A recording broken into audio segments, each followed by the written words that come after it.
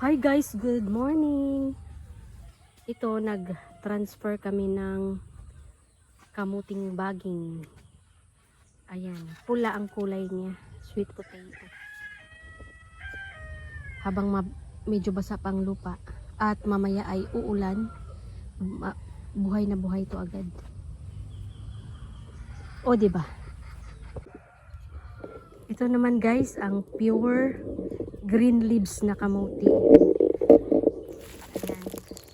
Ang purpose nito ay gugulayin, kumbaga talbos. Ayan, para may antayin, kasi pag walang itinanim walang aanihin guys, kaya nagtanim na tayo ng ano for the future purpose. Meron pala kami ditong ano sa gilid, yung bungkukan, gabi na karlan, gabi na puti. Ayan, marami dito. Dito nagtatago yung mga manok sa ilalim. Ayan. So, plano ko rin din itong bungkukan ay magtanim din.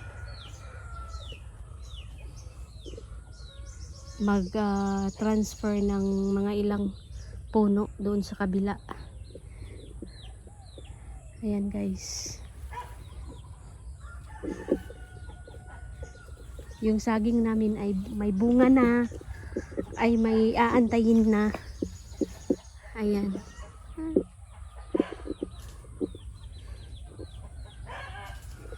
Meron pala tayong sa mansanitas din. So guys, dito sa mayroon kaming tinanim na fruit bearing na mga punong kahoy. Ayan, ito yung kulo or breadfruit na tinatawag. So ito ay 5-year-old na, kasabay ng kalamansi na itinanim. So medyo maano na siya, mataas na. Ayan, siguro magbunga na ito soon. So doon naman guys, banda roon, mayroon namang durian at lanchonis. So maraming fruit bearing ang tinanim namin, para yun na nga, may aantayin kasabay nito guys. Ayan guys, kumita na kami ng marami dito sa kalamansi. Guys, lilipat tayo doon sa kabila para titingnan natin yung tinanim na durian. Marami pang mga klase-klaseng fruit bearing na tinanim namin, katulad ng guaful, katulad ng ayan, dito sa creek. Dito sa creek may tubig pa. So mayroon din kaming lansones, guaful, durian, avocado. Pero ang nagbunga lang ay yung kalamansi. Ayan, yung sili namin dini guys. Yung sili namin dini ay medyo marami naman siyang bunga. Lagi kaming nag-harvest. Ayan guys. So mamaya magpitas din ako ng kalamansi. Ayan, marami na bunga dito guys. So daanan natin, ipakita ko sa inyo guys yung avocado. Ito yung avocado. Yung avocado na yan ay dito dumadapo yung mga manok. At ayan, ano yan guys? Makain ba to guys? Marami kaming ganyan din. Siguro pwede yan kainin, pero Siguro kailangan pang i-process. May papaya din dito guys. So ito yung ano, yung durian. Ayan. Durian guys. Pero wala pa siyang bunga. Sana mamunga na siya soon. Ayan, may sili din kami din guys. Itong sili na to, matagal na to. Talagang parang durable siya. Tumatagal ang puno ng sili. Ito naman guys, yung mangga. Yung mangga na to yung matatamis na klaseng mangga. Hindi siya Indian mango. So dito naman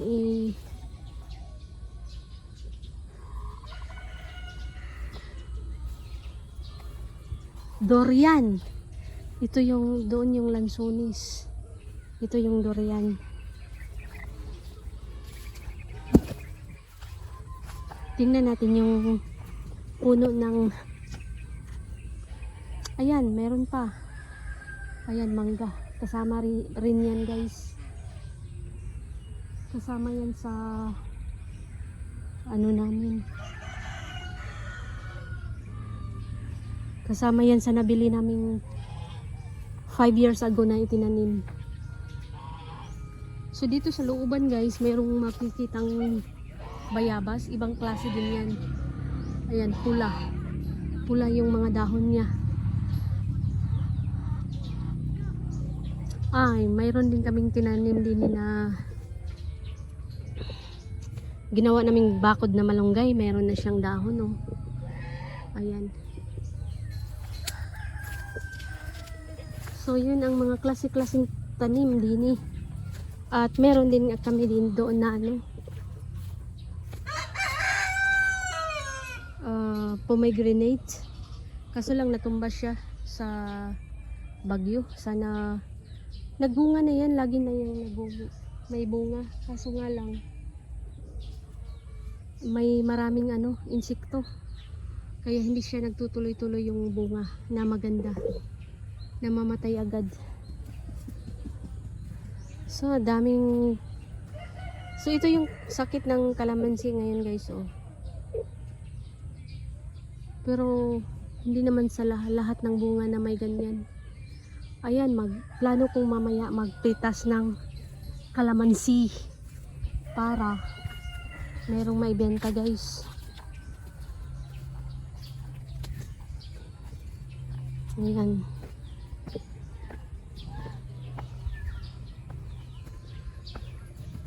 Meron pa din oh, maliit pa lang siya.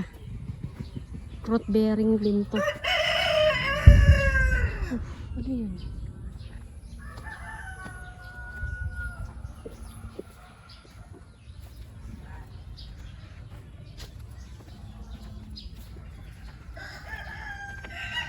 So yan yung guafol guys.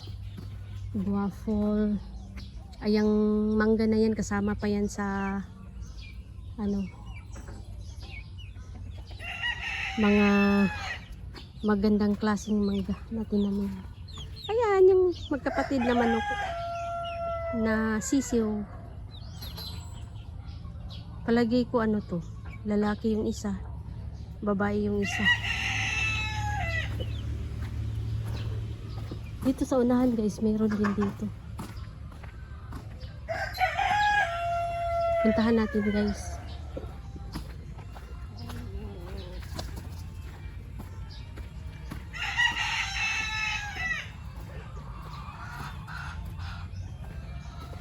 So guys, dini guys, meron kaming santol. Santol.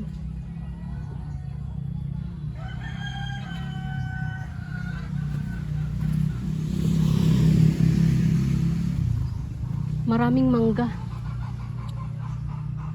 Ayan, santol. Ayun, santol din yun. Tapos dito, may tangerine. Orange. Ayan. Maliit pa nga lang siya. Pero dati nagbunga na yan guys. So, at least may aantayin ka mga ilang years from now. Ito naman, santol pa rin to. Ito santol, yun durian. Pero maraming hindi tumubo. Ito naman mangga, kasama to sa tinanim.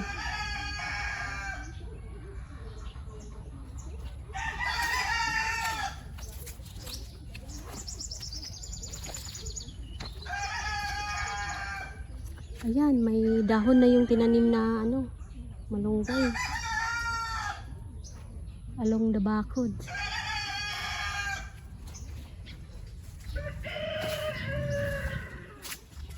So dati guys, itong lugar na to masukal to dati.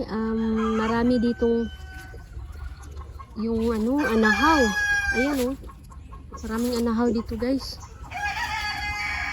Masukal siya, kaya inalis namin kasi hindi maganda pag sobrang masukal yung paligid.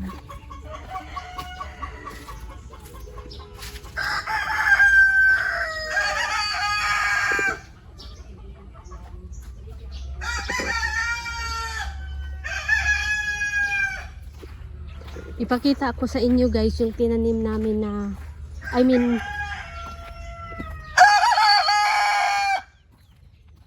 Sisil. Yung itinanim namin, yung ginawa naming garden bed, yung nalagyan na siya ng lupa at mga kung ano-ano pang mixture. So nag-decide na lang kami guys na taniman ng talong. Yun lang ang available namin na binhi. Ayan, seedlings. At dito, yung ampalaya, may bunga na. Sa wakas, may bunga na siya guys. Ayan, mayroon ng improvement sa tinanim. Ito naman, wala. Hindi nagtuloy-tuloy. Nasira siguro sa sobrang tubig. Yung sili namin, ayan, malalaki na. At mayroon din kaming tinanim na pinya.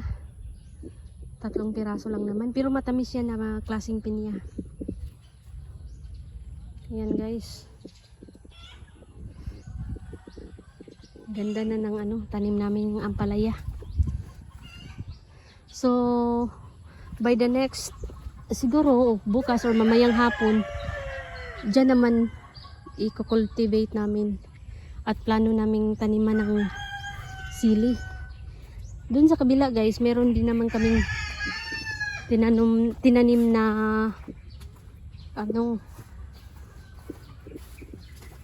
watermelon.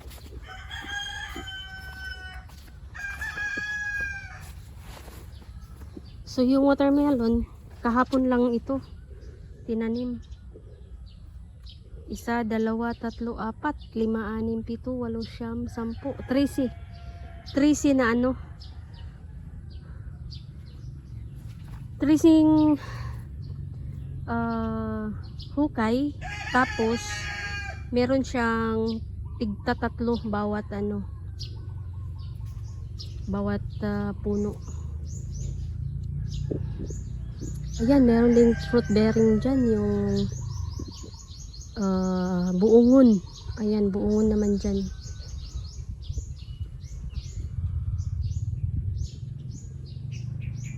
So ito guys, nag-aantay din ito ng ulan, kung sakaling may ulan pa.